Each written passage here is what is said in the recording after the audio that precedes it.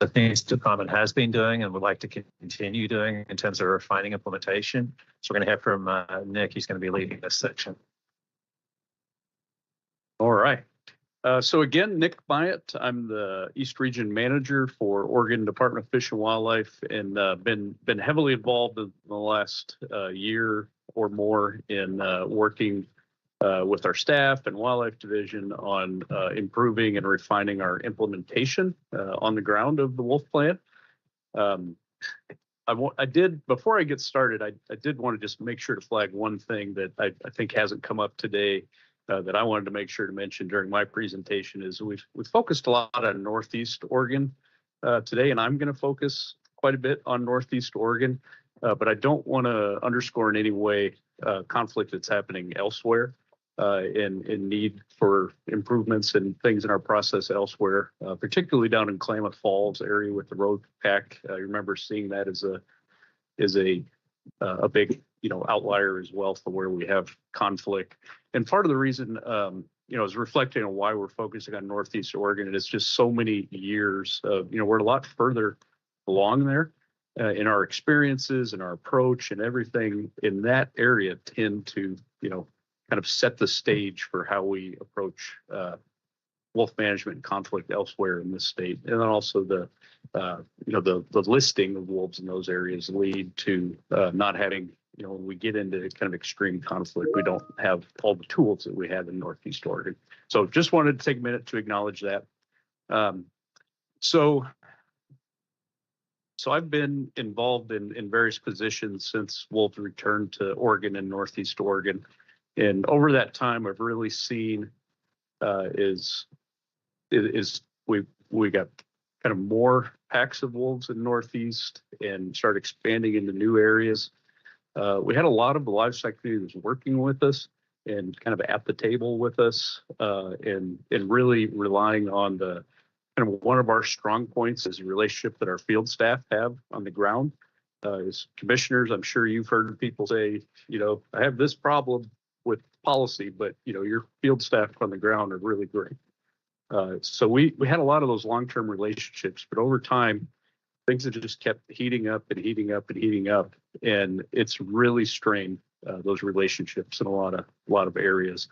And my impression is things kind of came to a boiling point or a tipping point over the last year or two, and we had in our work with the livestock community, had a lot of folks that were just telling us, we've been with you, we've tried this, we're giving up.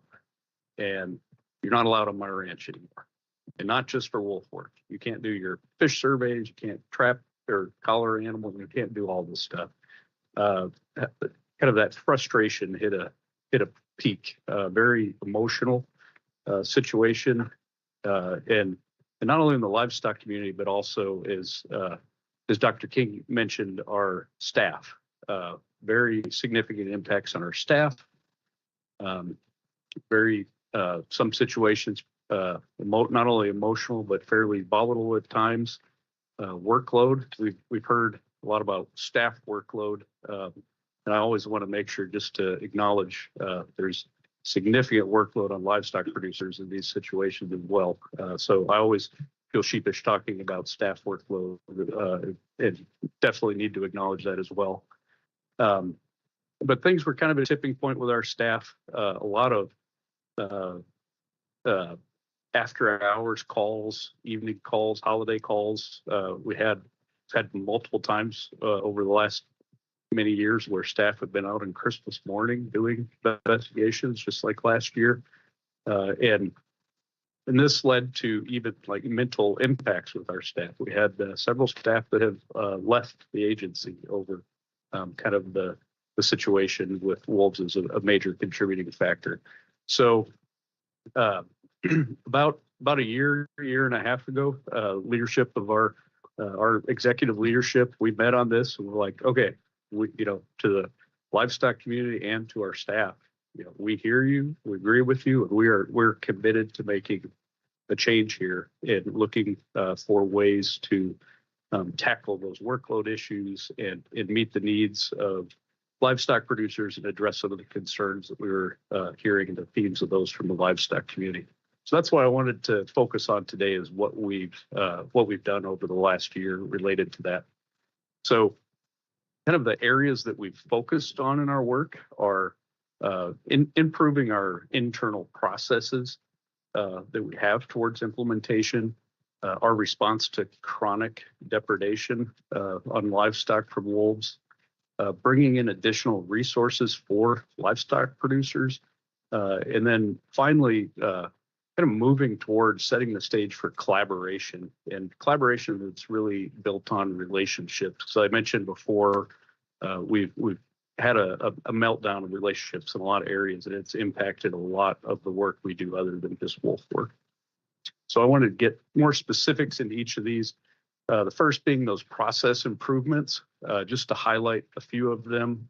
One of them is really impactful was with depredation investigations. So historically, for over a decade, when our staff have gone out and done depredation investigations, we didn't kind of empower them to make a determination on the ground. They had to come back, write up their report, have it reviewed by our wolf biologist staff, and then reach back out to that livestock producer within, say, 48 hours and let them know what the official determination was. And that has just bred mistrust and kind of conspiracy theories over the year.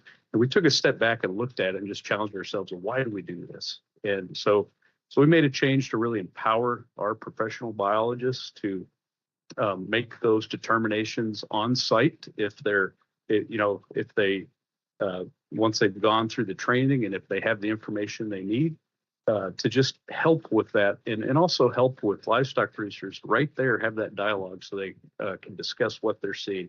But I always do just make sure people know that we're not always making a determination on site, because sometimes these things are difficult. These investigations can be an art. And a lot of times our staff need to go back and share the evidence and talk to other their peers for more information there. But that's been a big change that's helped a lot. We've also changed our determination categories. Our previous categories that we've used for quite a while it wasn't very obvious what they meant. So now, very simple. It's either a wolf, it's probably a wolf, or it's not a wolf. And so there's not really any room open to interpretation of what those categories mean. We've heard about it today, but the efficiencies in stakeholder notifications that we made. So in the past, whenever there were confirmed or probable depredations, we would send out a stakeholder notification via our stakeholder notification, we have 8,000 people. Any idea roughly how many people we have? 12,000. 12,000 people on our stakeholder notification list that get an email.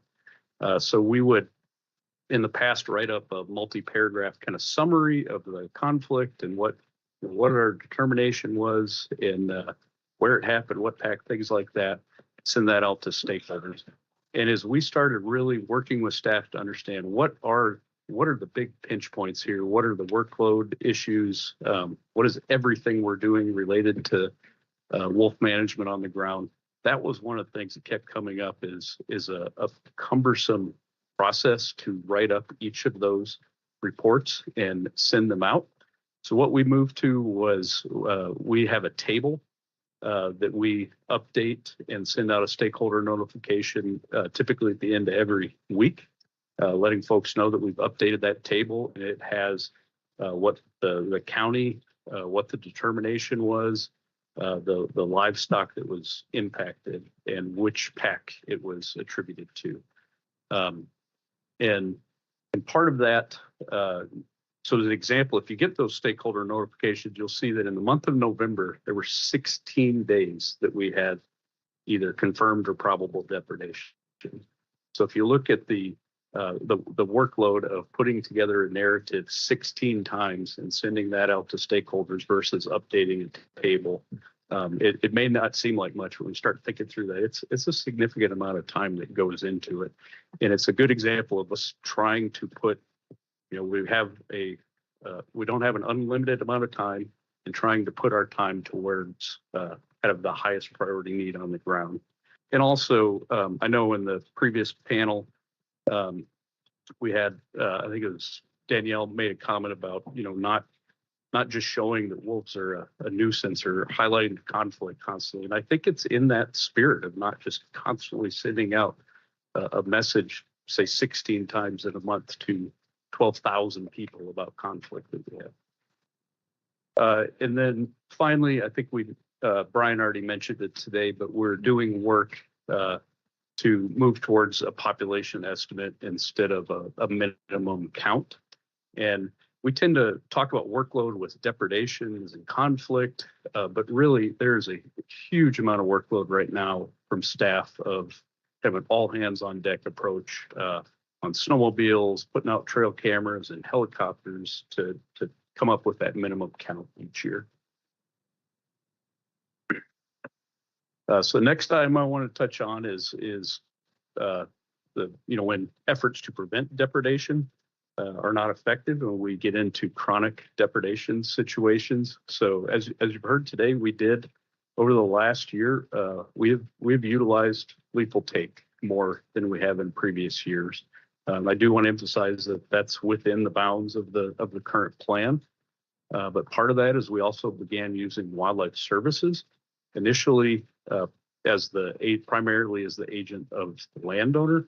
But once they completed their EIS, we began having less of the landowner permits and wildlife services working as agents of the landowner and more as wildlife services working as the agent of ODF&W in those lethal authorizations. And the thing I do like to stress with this as well is that we always have as a requirement is that the non-lethal, the preventative measures are continued throughout the duration of that lethal take. It's not that we just stop trying to prevent depredation whenever a lethal authorization is issued. The third kind of category I wanted to talk about with additional resources. I can't emphasize enough of how much is coming. And it's coming soon over this next year. But I talked about wildlife services, but in addition to their involvement in lethal work in Northeast Oregon, they have 2 new non-lethal specialists positions that they got that are dedicated entirely to preventing livestock loss for landowners in that area. And then also we're working with wildlife services to really be kind of a member of the team in Northeast Oregon on not only that when we get into chronic depredation with lethal removal situations, but also involvement in depredation investigations, as well as in the future, we'd like to utilize them potentially for helping us track wolves for collaring and monitoring efforts as well. But I talked about them being part of the team. They're for depredation investigations, we are training them. They're using our methods. We are reporting them in our stakeholder notifications, just like we would if we were out there. And what I'd like to highlight is if you're a livestock producer, it should be seamless on whether it's ODF&W staff or wildlife services out there doing investigation. Same process, same categories and everything. Then also there's some pretty significant new financial resources. There's the increase in the state compensation funding since last session. But the big one I wanted to highlight is, and Ellie's going to talk about it more, but there's new farm bill funding through the USDA Natural Resource Conservation Service, where what Ellie's going to talk about, basically $4 million of new funding coming to Oregon specifically to help livestock producers prevent loss from large carnivore depredation. And then finally, we're switching over to Ellie's presentation here. But finally, the thing I wanted to highlight is the work we're doing to try to stand up Western Landowners Alliance in Oregon. And instead of listening to me try to describe what Western Landowners Alliance is, I wanted asked Ellie to be here today to introduce you to their organization. So with that, Ellie, we'll turn it over to you. That'll work. Thank you. My name is Ellie Gage. I live in Powell Butte, Oregon, and I work for Western Landowners Alliance. Just out of curiosity, has anyone here heard of Western Landowners Alliance? Yes, great, great. So we are a landowner-led West-wide organization advancing policies and practices that sustain working lands, connected landscapes, and native species. We're a network of landowners and partners working to keep the West whole and healthy for the benefit of people and wildlife. We're solutions-oriented, positive, and visionary. We all work remotely, which I think gives us an incredible opportunity to access the people, the stories, and the challenges that are happening on the ground around the West. When I first discovered WLA, I was blown away that an organization like this existed, one that works from the radical center, moving away from the decades of divisiveness that really threatens what we all love about the West and focuses on collaboration, recognizing the importance of working lands. Today, around half the land in the West is privately owned and managed. These working lands are providing food, fiber, and supporting rural economies. Importantly, they're also providing critical habitat and open land for animal movement and migration.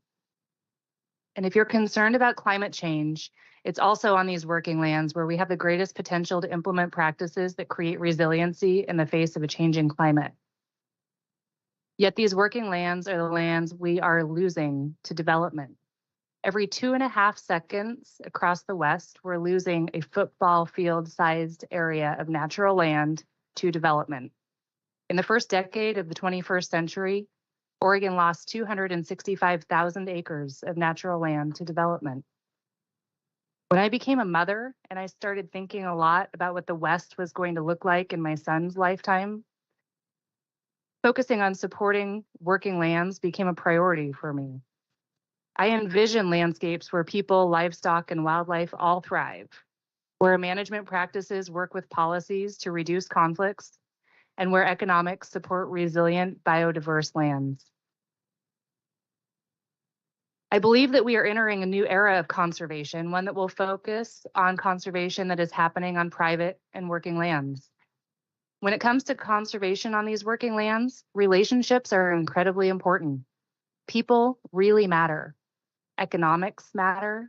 People's livelihoods matter. We need relationships with each other rooted in trust and partnership so we can move away from what feels like a war between special interest groups and instead figure out ways that we can all be successful.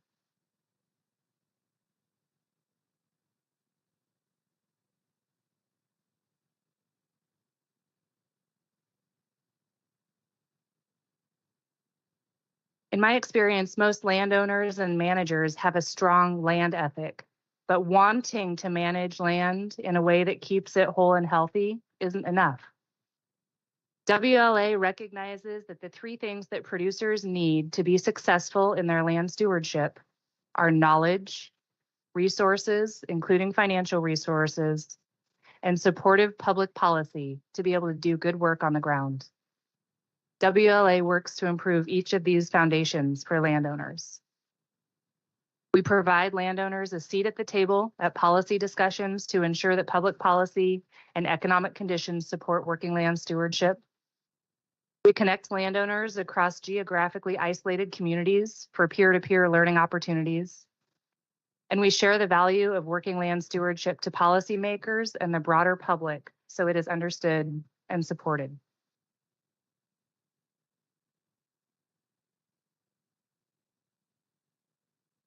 Our wildlife program at Western Landowners Alliance is called the Working Wild Challenge. Our goal is thriving ranches and thriving wildlife, and I believe we can have both. As most of us know, private working lands provide critical habitat in the West and contain a majority of the endangered and threatened species. They keep the landscape whole and healthy, and they support human and wildlife communities. At WLA, instead of asking what threatens wildlife on working lands, we ask what's going right and how do we support what's working? How do we partner with these landowners to make sure they can keep this land available for wildlife? The landowners are our best partners, and this supports a very collaborative relationship.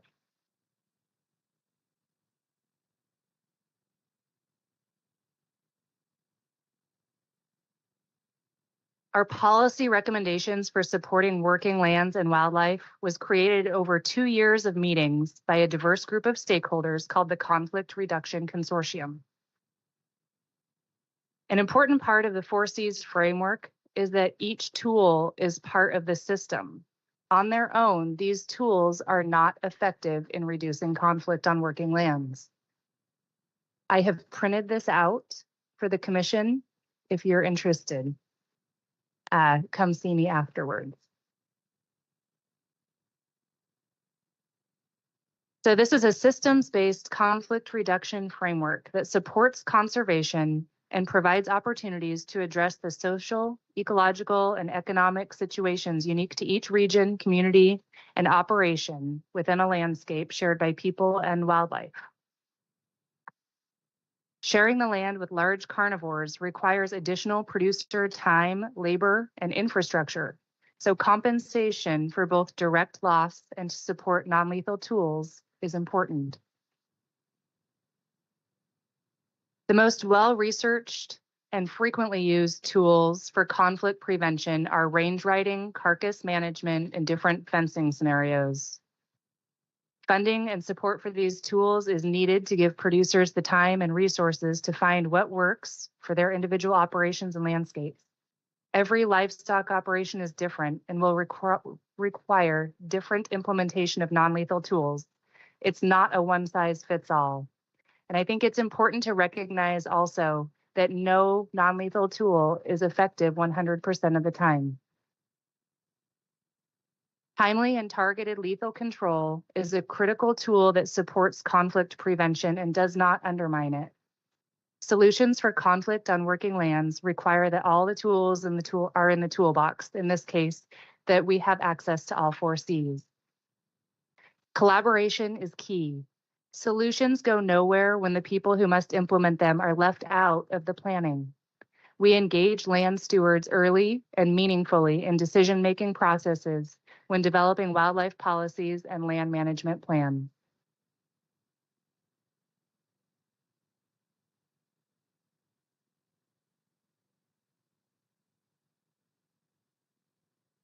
The important part loaded, looks fine. Nick mentioned some funding that will be available through NRCS, which is the Natural Resources Conservation Service. To give you a little history there, over the last 2 years, last year and this year, Western Landowners Alliance has received $100,000. Good idea. $100,000 each year, allowing us to evaluate producer implemented conflict reduction tools so that we can communicate to NRCS what's working in different landscapes, what is not so effective, so they will be able to provide durable funding for producers for these conflict reduction tools. In the near future, producers will be able to go to their district conservationists with NRCS and apply for cost sharing practices through EQIP, or the Environmental Quality Incentives Program, to include range riding, carcass management, and fencing practices. This is great news. This year, also in partnership with ODF&W, the Oregon Department of Agriculture, and Heart of the Rockies Institute, WLA received a grant called an RCPP, which stands for Regional Conservation Partnership Program, through NRCS in the amount of $4 million over the next 5 years to support range riding, carcass management, and fencing for conflict reduction.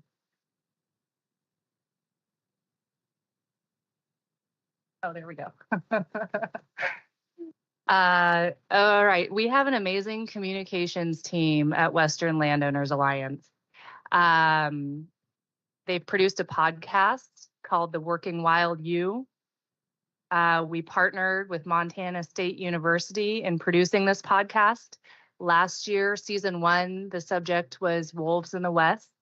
This year, season 2 trailer just became available this week. The topic is the Endangered Species Act turning 50, and the title is Imperiled. So you can find this podcast anywhere where you like to listen to your podcasts.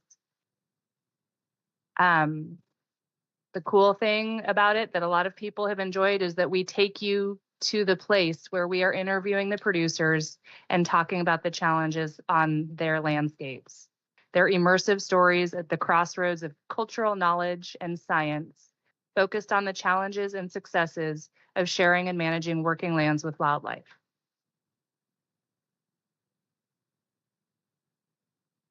We also produce a quarterly magazine called On Land, and I brought many copies of this and other editions of it. If you are interested in taking one home, please come find me. I don't want to carry it all back to my car.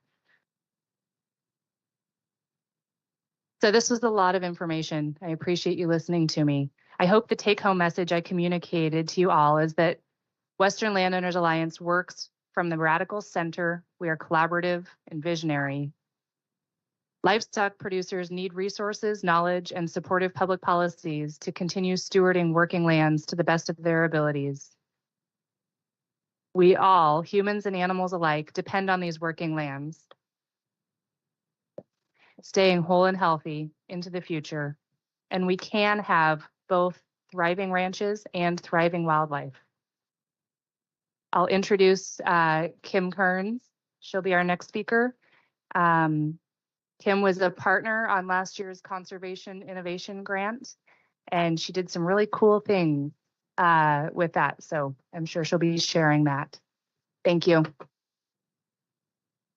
Hi, my name's Kim Kearns. I am from just east of Baker City, Oregon. So I'm from Keating, if anyone has any idea where that's at. It's kind of a wolf hotspot these days. If you don't know where it is, look it up. My family was actually first impacted by wolves on April 10th, 2009. And if anyone is aware of that date, that was the first confirmed wolf depredation since wolves came back to the state of Oregon. So it was a pretty big day. And it was a day that was really, really pivotal in wolf management. And looking back, I actually wasn't there that day. My folks were, my grandparents were, my uncle, my cousins. And I actually interviewed all of them before I came here just to see kind of what everyone had to say about it. Everyone that was alive I talked to. So it was a day full of confusion, fear. Nobody knew what to do. Nobody knew what was happening. Nobody even knew what had killed the sheep to begin with. We just knew that there were a lot of dead sheep. My dad was the one that called Oregon Department of Fish and Wildlife, and he did so with an implication of trust. He did so assuming that if he called Oregon Department of Fish and Wildlife, that they would be there to help. I think that very first day did not serve to create a really solid foundation between livestock producers and the Oregon Department of Fish and Wildlife. And like Nick was saying, it's kind of been up and down since then, and it really kind of came to a head and things got really hot in the last year or so. Since then, I really think we've done a lot of really, really good work, and I think that we can thank Ellie's organization, Western Landowners, and a few other partners that we have had to kind of bridge the gap between the agency and livestock producers. So on our ranch, we actually run sheep and cattle, which gives me kind of a unique perspective on several things that you guys have covered today regarding like non-lethal deterrents and things. Sheep producers have been using non-lethal deterrents forever. We've had guard dogs since 1980. Right now, we are running 8 head of guard dogs.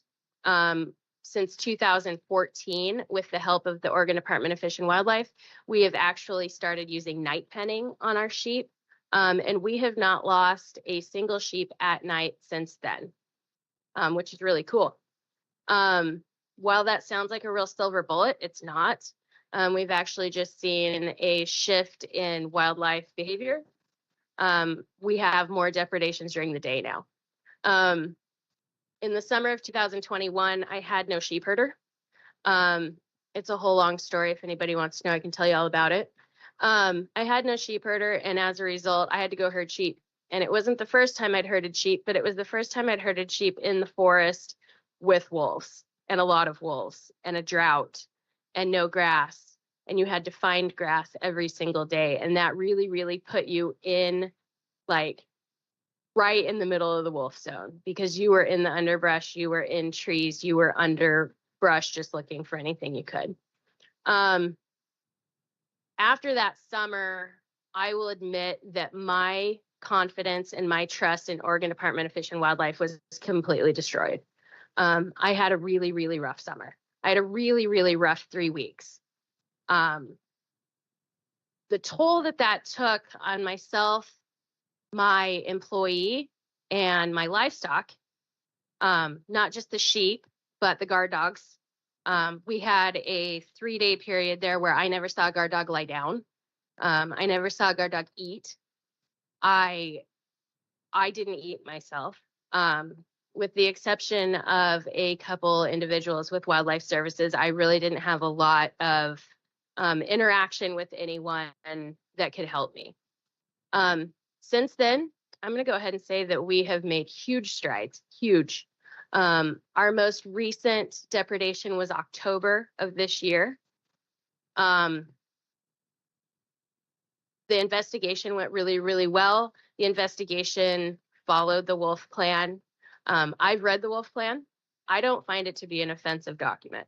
I think it's really fairly well written, and it gives everybody a little piece of the pie. I think everybody kind of gets their part that they need out of that. I do think the wolf plan needs to be implemented more stringently, and I do feel like the agency needs to understand that there needs to be more consistency in the implementation of the wolf plan. We're getting there. I think this year has been a real turning point, both for livestock producers and for Oregon Department of Fish and Wildlife, in repairing some of those relationships, repairing that foundation that we kind of failed to start with. And I think we're going to do really good things going forward. Some of these partnerships with organizations like WLA have really helped to kind of set some really positive stuff in motion. On the cattle ranching side of things, I think that everyone in this room needs to be aware of the fact that the numbers and the data presented are estimates. In Baker County, Oregon, I cannot imagine how many livestock are killed that do not go reported. I can think of, on my own ranch, there have been at least 3 incidents this summer in which we never called anyone. We knew that the outcome of the investigation would not lead to any kind of confirmation, and we buried that animal and walked away. And I know that happens countywide and probably statewide, anywhere there's any type of livestock conflict. And the minimum number count as well, I think that needs to be thrown out as an estimate that people use as fact. It's pretty hard to throw that around and make policy. So going forward, I'm really excited to continue to work with landowners, Western Landowners Alliance, and Oregon Department of Fish and Wildlife. I'm really excited about some of the conversations that I've had with ODF&W, and I'm really excited about working with WLA. I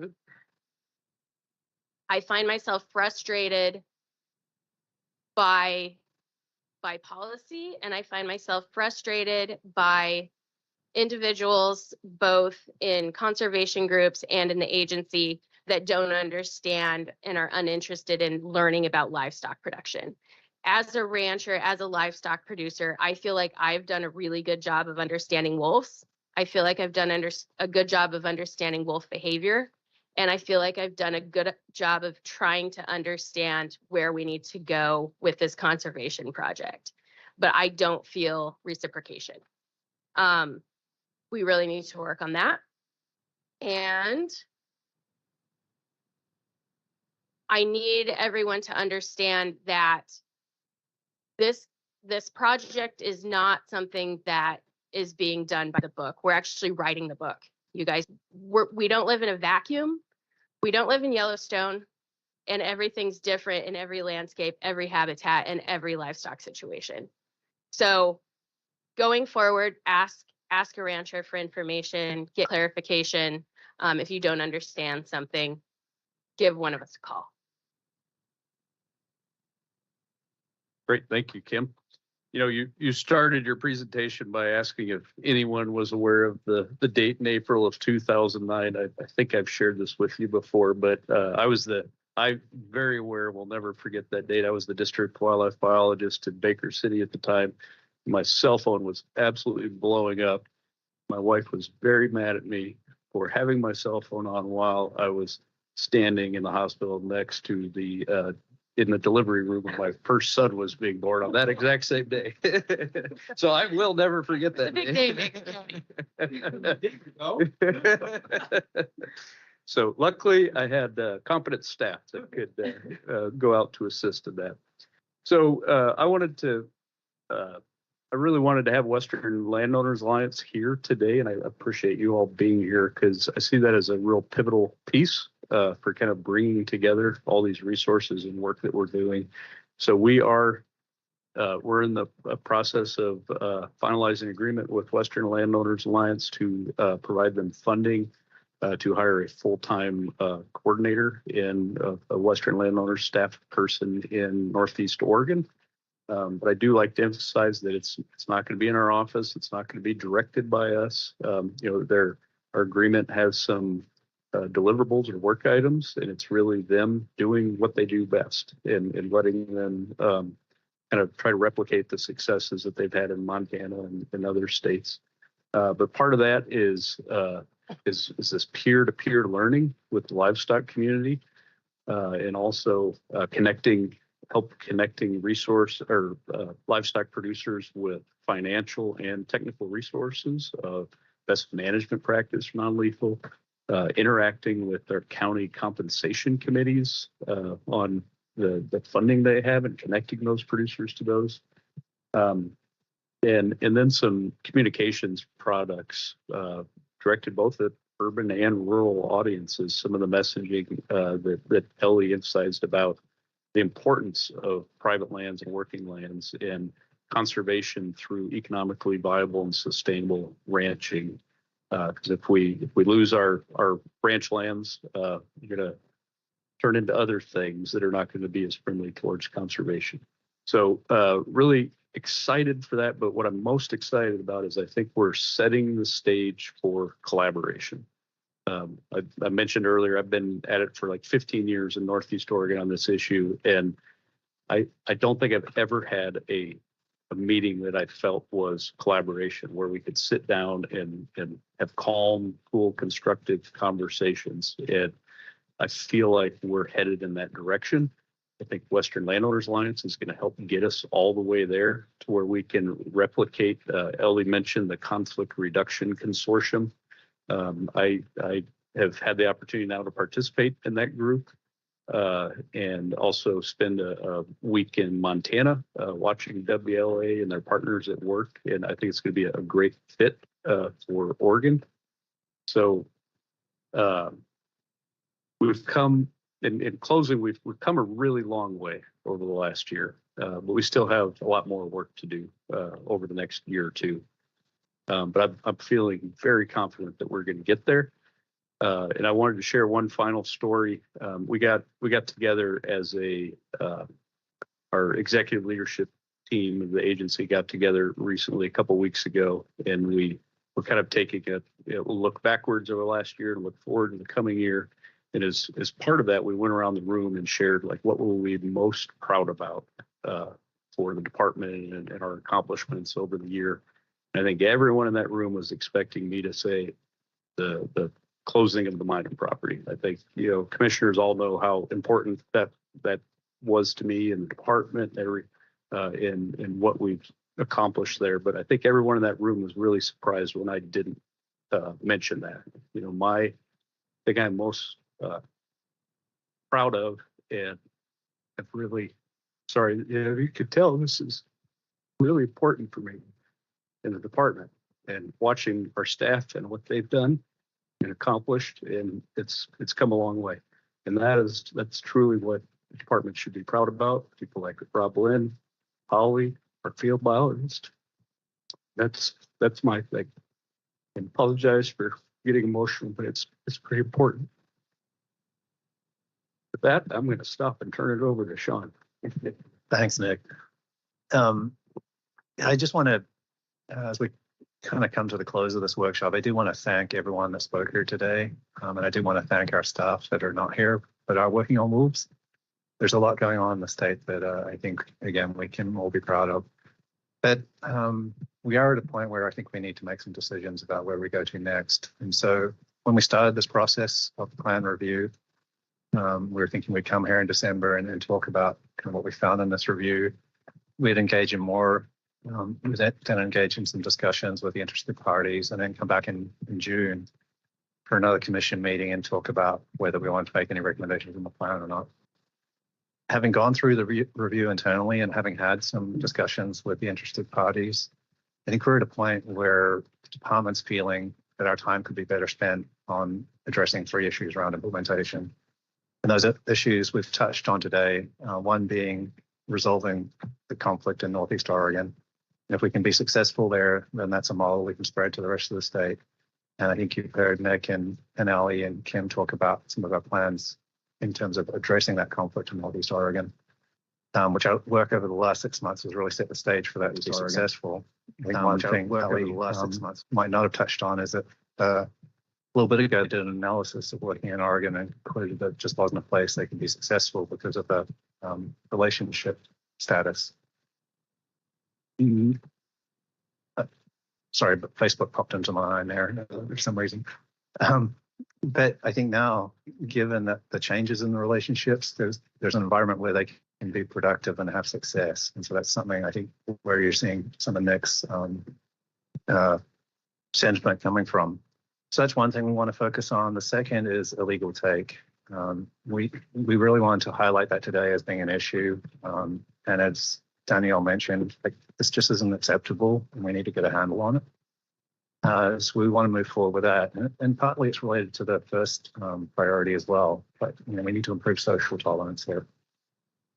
And Danielle, we hear what you're saying about the way the wolves are kind of normalized around poaching, and we're trying to do our best on that, and I think we'll get there. And then the third thing is around the data. You've heard a few people mention that today, and staff are engaged at the moment in an effort to understand what type of model might be the best to use going forward, both to get an accurate count, but also to address the workload issues with getting that count. So I think in the next year or two, we'll be a long ways down that path. So those are the 3 areas where the department would really like to focus their time in the next couple of years, and perhaps come back and talk to you about how far we've gotten on those things. But I think this is where we'd like to turn to you to have a discussion about what our next steps are here. Thank you, Sean, and thank you deeply to everybody in the room that's been involved in this conversation. I almost always start with questions. I'd like to do it a tiny bit different today because of the kind of conversation we had. And I just want to mention something, and it's this. That we're in this room having this conversation, I think says something about the people inside and outside of this room.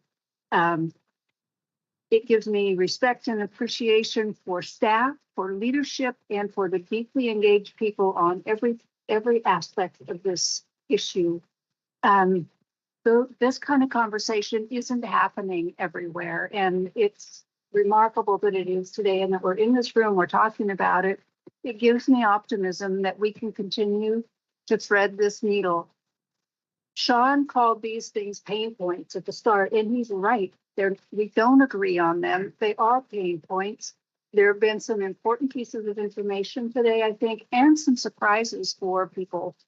Some of them good, some of them bad, but there have been things that people are very concerned about and things that give us great optimism.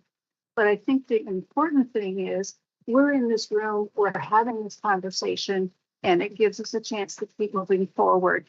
Just to summarize where I think we are now, that frames what the commission needs to look at is we can ask for continued look at changes to the plan and whether to open the plan, or we can stop here and rely on implementation and the flexibility in the plan, or we can return, and it's not exactly an or, it's more a version of number 2, return periodically with an update on the solutions so that we keep moving this forward within the flexibility that we have.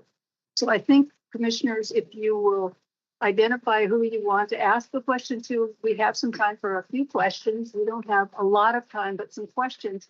And then we need to get a sense of the commission of whether we want to move toward opening the plan or stop with that process and move to continued implementation within this plan and get on the points. And I think, Sean, you did a summary, and others might have a slightly different summary of what those key points are, but look at those. So commissioners, let's start with a few questions, and then I'd like people to, then we'll go fairly soon to what's the sense of the commission and which way do you want to go on this? So who would like to start?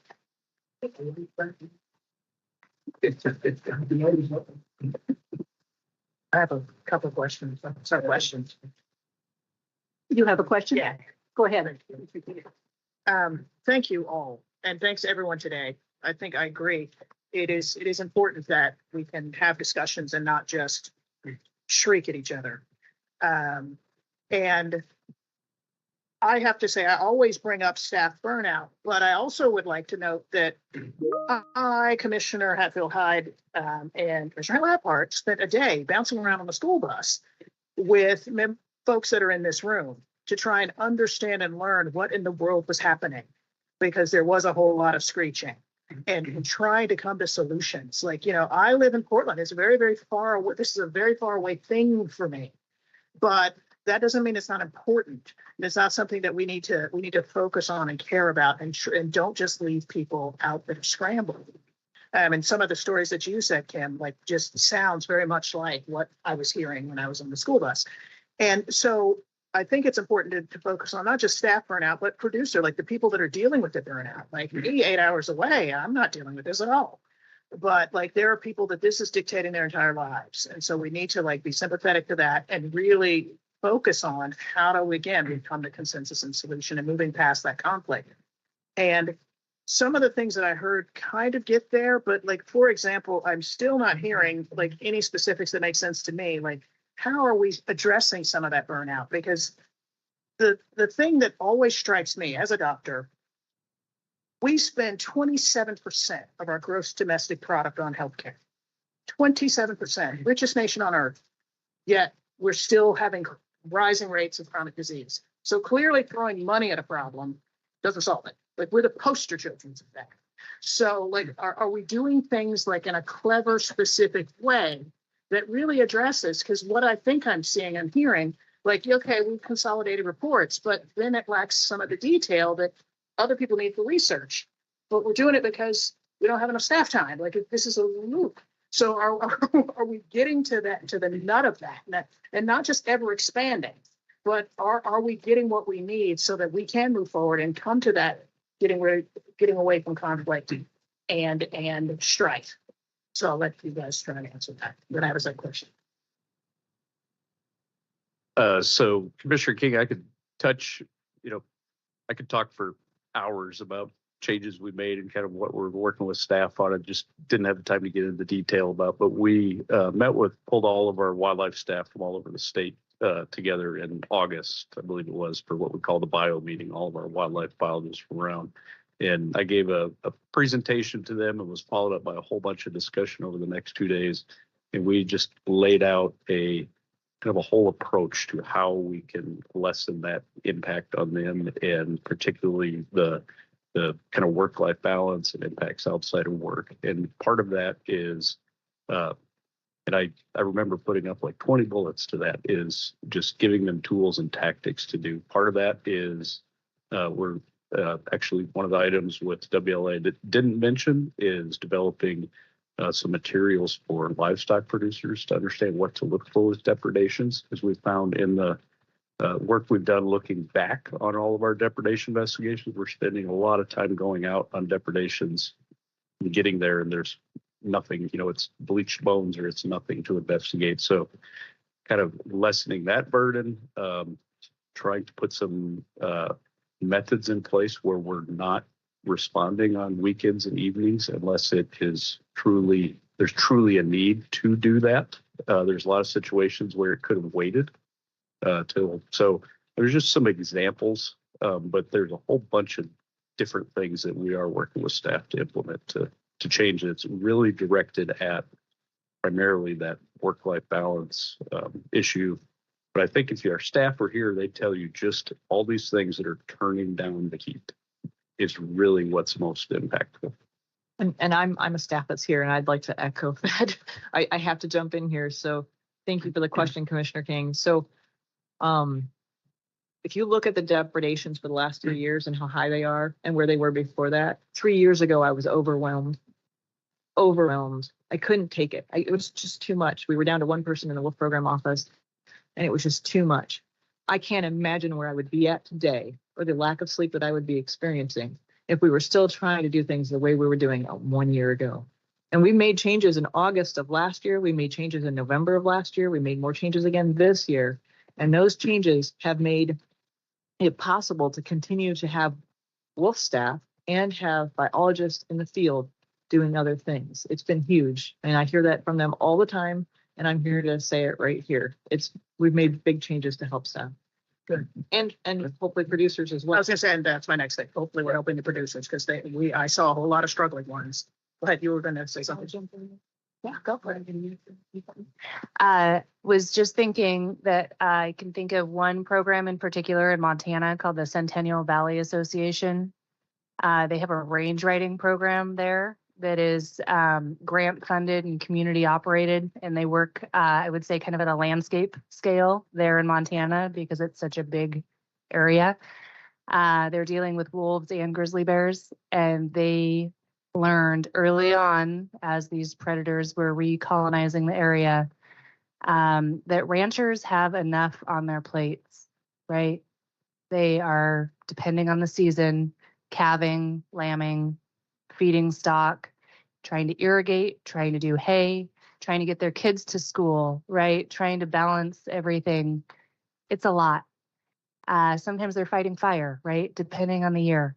They determined early on that they needed a group of folks who were specifically dedicated to range riding.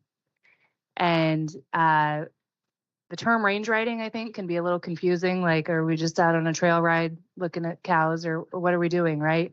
In this organization, their range riders are checking livestock health, right? Because if you have a cow out there who's got foot rot and she's lame, she's going to be an easy target. They're checking for depredation events that may have already occurred, so injured or dead stock.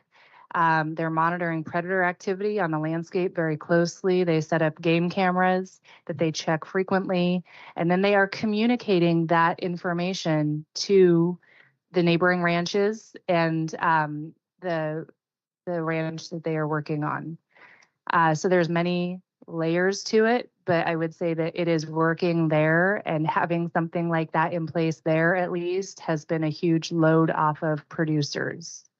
That has really lightened their load and reduced their stress level around these predators.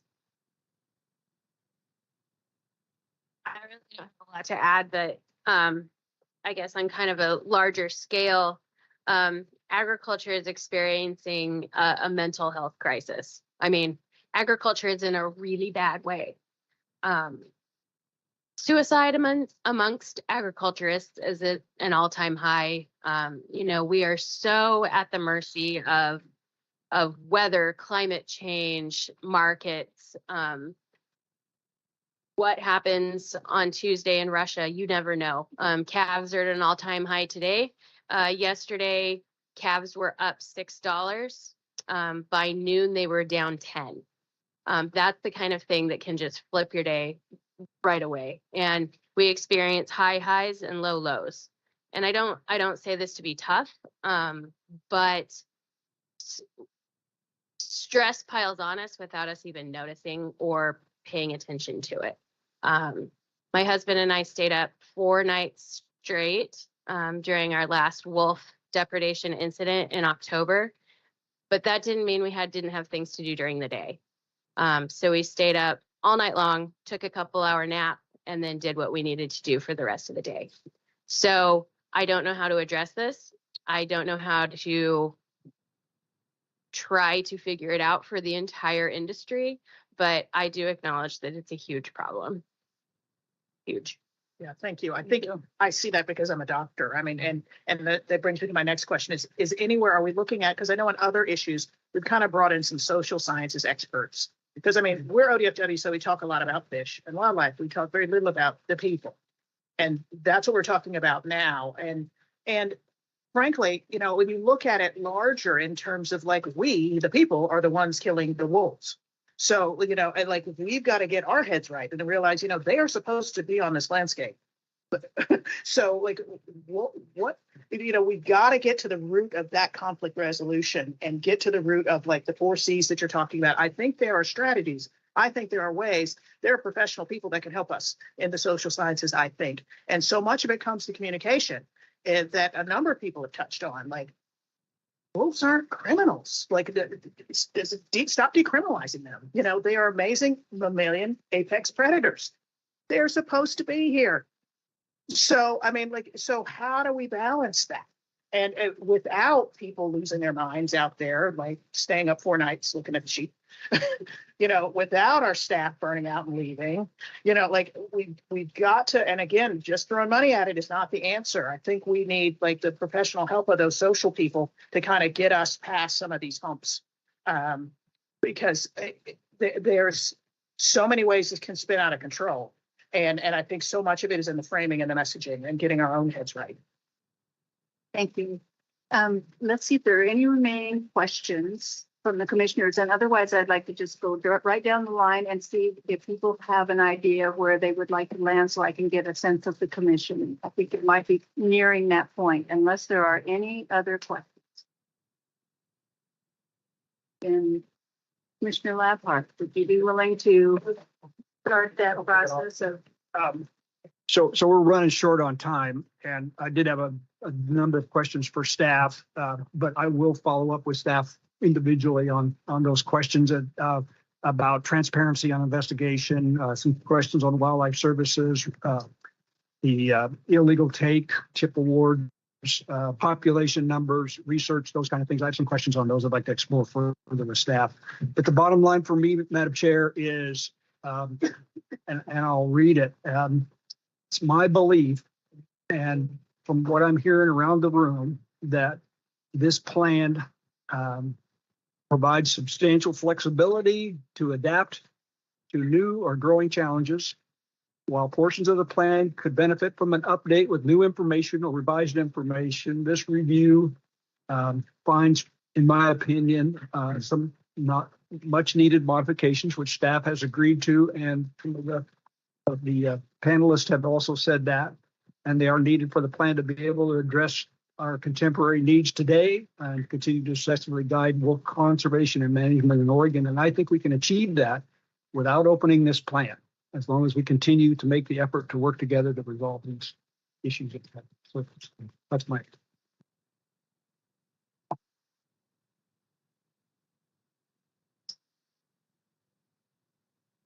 Like to express so much gratitude first to our talent, to Mike, Louie, and Sandra, Christy, and Danielle, for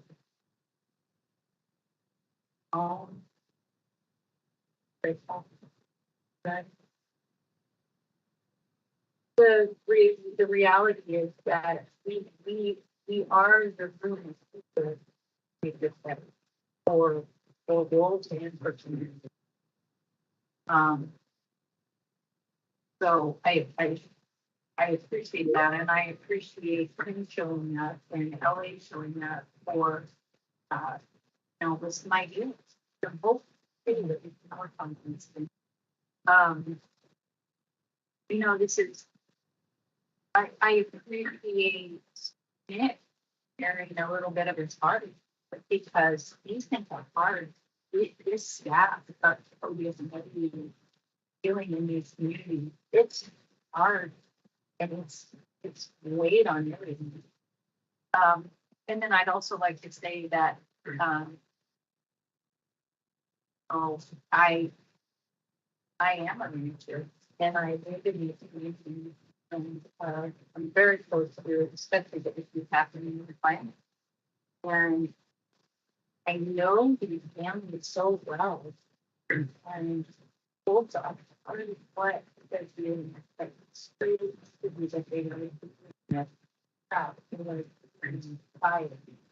You're doing this come out from the proposals like they're doing. They're doing with markets, grasshoppers. We can be talking about those, right? Crickets is religion. Crickets, everything. So, I just think that when we bring in solutions like Western Landmark, give ourselves the opportunity to guide, right? Everyone can be a part of making these rural landscapes healthier. We need everything. We need you guys, right? We need you guys because we need to keep these open spaces open. And I think there's other states like Wyoming that are doing an amazing job of really looking at migration corridors in massive ways and then flipping the script where we say, these are our precious land. There's all kinds of wildlife, fish, ways on them. Let's take care of them together. So change that up, change it up, turn it. Not about I went recently to a High Desert Museum presentation on wolves that was moderated by the National Geographic. And when I went, I thought, oh, how's this going to go? It's going to be back to that old thing. There's just ranchers that want to kill wolves, and then there's the nice people in town that want the wolves not killed, right? It was a more complex presentation about how we're all involved, all of us. When we break up the open space, we're all involved, right? It's not just bad ranchers or bad environmentalists or bad anybody. It's a bigger thing. Poaching, it sounds like we're all together on that nobody wants us to poach wolves. That's not good. And if you're out there poaching wolves, when you get caught, you're going to be in big trouble. Maybe it's hard to catch you, but I can't see anybody wanting to poach a wolf and get in that level of trouble. I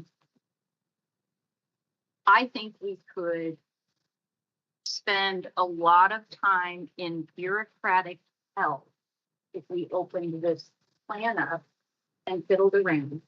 I don't see any value in that. I see only value in us getting to work on those pieces that you guys just said. What are they, Sean? I got 500 pieces of paper here. Here, I can read it. Yeah, you can read them. Okay, so again, conflict resolution, lethal take and poaching is not acceptable, and looking at the data and the public information. Yes, I think we need to get to work, put time well spent, and then we need to be touching base with one another on a regular basis to keep this thing going, to keep it fresh, keep listening to people, keep listening to outreach, keep listening to you guys, keep listening to hunters and people, and keep it fresh. So I'm for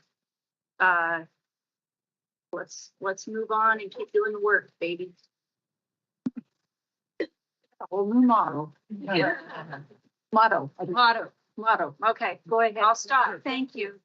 And Commissioner Felker. I really liked how Sean conclusion was there, and that was, I think he said, was that's in conflict in Northeast Oregon, because, let's go where the biggest problem is, and if we can get that addressed, then we'll have a template for how we address the other end, because that's coming in some of the other areas as the world population increase. So I guess that's my opinion too, would be, let's go forward, working with the plan we have. It sounds like it is a conservation and management plan, and I think if we, again, address the illegal take, very loud and clear, that there's some things we can do there, let's get some pictures done. But this isn't a bad animal, and there's a lot of things we can do there. And then data, of course, let's really know if our population's increasing, decreasing, or just holding its own, I think those numbers are important. But anyway, so that would be my opinion also. Let's work on these things like Don outlined, and let's get the plan, let's get it implemented right, what we have, and then go from there. One other thing I wanted to mention somewhere earlier, I never really got a chance, and that was the lethal takage. I have no experience with wolves. I'll tell you that right up front, but I've got a lot of experience with a predator. Well, I'm a predator, I'm a fisherman, but anyway, with predators being sea lions. And some of the things that I observed what happened, like in Willamette Falls, was that there was some habitual offenders. There was learned behavior that took place there. And the same sea lions every day that were, I would watch and eat, listed fish above where I could even fish there against the fall from the fish ladder all day long. Well, it turns out they didn't have to legally remove very many of those. There was some offenders that, who learned behavior that were there every year. And once they just got rid of a few and that learned behavior, I quit fishing there years ago, and now I go back and fish there, and you'll see an occasional sea lion there. I lost 5 in a row one time fishing out of those sea lions that were actually on our books. And, that's when I quit fishing for a while. But that just taking a few of those offenders out, the situation completely reversed. So I was happy to see that. I was, with pain, we're going to kill a lot of sea lions. And I'm not of that opinion anymore. So I just a few removed and completely changed the dynamics of the falls up there where the fish get crowded up. Anyway, but yeah, I say let's work with the plan we got and get it working right. Commissioner King. Thank you, Chair Wall, and thanks to all of our panelists from all sides of the line. It was really great hearing from everyone. It's great not to just hear the same thing on repeat. And it's also great that people are willing to engage and have this conversation and sit and try and problem solve, because we live in a space where we just don't do that enough. We don't try to understand each other. And I had the same thought that Bob had, like when we were talking about these wolves, and think about the sea lions and how everybody just hated them and just wanted to just shoot them. And again, they belong here. They're another apex mammalian predator. And, the reason they're not here is because of us. And so you can have that same cycle in your head spinning. And it's about the 4 C's that you showed us today, Ellie. It's about some of the things that I mentioned, like the social science aspect that we don't do enough in ODFW. We've got to think about us. We've got to think about humans and our impact on the landscape, on these predators and these animals. And so some of the behavior is ours that we need to own. and coming to grips with that, which is very hard. But I think if we infuse some of that into some of these implementations that I see, I think that we can do that without opening the plan. But I also think that will get us to a much better space, because so much of what I see, which is why I rode around on a school bus in Wallowa County, so much of what I see is we are too siloed. We don't see anybody else's point of view. And all we do is holler and scream. And we don't even attempt to get there and not really realize what other people are going through, and understanding that sometimes you really do have to do lethal take. As you might make you feel queasy, but when you try everything and it fails, you just got to go there and understanding that maybe you're not the person that does it, but you need to understand that and come to some kind of compromise. Nothing what we do is going to be perfect. There's always going to be a complaint about it. So, but I think we can do these things without opening the plan. I think we can get updates, however we choose to do updates, that things are, being implemented as we expect over whatever course time that we decide. But I don't think it requires, like, as Commissioner Hatfield had, she called it bureaucratic hell. I would have called it something very different to open up the plan. I just don't think we need to go there. I don't think it would serve anything. I think it would come to a whole lot of hollering and screaming, unlike the very measured tone that we have in this room with people giving thoughtful comment. So those are my things. Thank you very much. Khalil. Yeah, I don't think I have too terrible much to add as one of those social science people that you are talking about. You are right that it will lead us to a lot of answers that we don't want to hear. And that is important, but also just, you know, it's an interesting rabbit hole to go down. And I think we've done a lot of the good social science work here in this plan. And I would like these implementation issues. Although I have some issues with the plan, I have some questions about PUPs. I have some questions about these lethal tank permits, but hearing you enumerate the big implementation issues makes me feel like that's a big enough piece to bite off right now, because the social work is in the implementation, the conservation work is in the implementation. And so if we're going to divide our time and try to do one thing really well, I would rather us do the implementation well, because that's going to bring us to the social piece that will be the hardest to wrestle with, but also the most important. Thank you, Commissioner. We have one more. Well, I just want to also, Director Melcher, thank you for putting this together for us, and the staff. That's, you know, a lot of work went into this day, and it's, in my opinion, very good timing for us to have this workshop as we move through the process of reviewing the plan for 2024. So I just want to thank you and your staff for the work that you did. Here. I don't know, the chair maybe was going to say something. We haven't spoken necessarily yet, but I actually wanted to thank Sean in addition to the staff. Yes. Sean, you know, rotated into the director's office. He's a fish person. and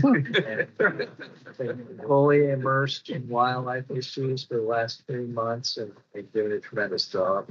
So I really want to thank Sean as well as the Good. I think that the only thing I would need to do, because I'll just end up repeating what you have heard from other people as I go through my list. But what I heard as a sense of the commission is clearly we would recommend not opening the plan, but giving serious work on the implementation pieces, those that were enumerated. We heard a lot of discussion of those. I think that it's well said, Commissioner Khalil, that that's a lot right there. Well, the ones that Sean enumerated are a lot of them. I think that we heard from a lot of different views, and all of those have to count. And most of them that we've heard are represented in those three, or can be represented in those three. The one other thing that I would like to emphasize is I think it's important that we stay in touch. The staff continue to be in listening mode with people across the spectrum. And I would like that too. And I think the other commissioners, they will tell me if I'm wrong on this one, but I think that includes us. So the outcomes of the implementation work, it would be useful to come back to us periodically. So maybe we can have one of these conversations 2 years from now and look at how implementation is going, and if there are other pieces that are huge and important to people across the gamut, we should be having that conversation. And deep thanks to people for the fact that we are in this room having this conversation. It's so important. So I think that's the sense of the commission, and we can adjourn. Okay, thank you. I'm just glad that wasn't in the back.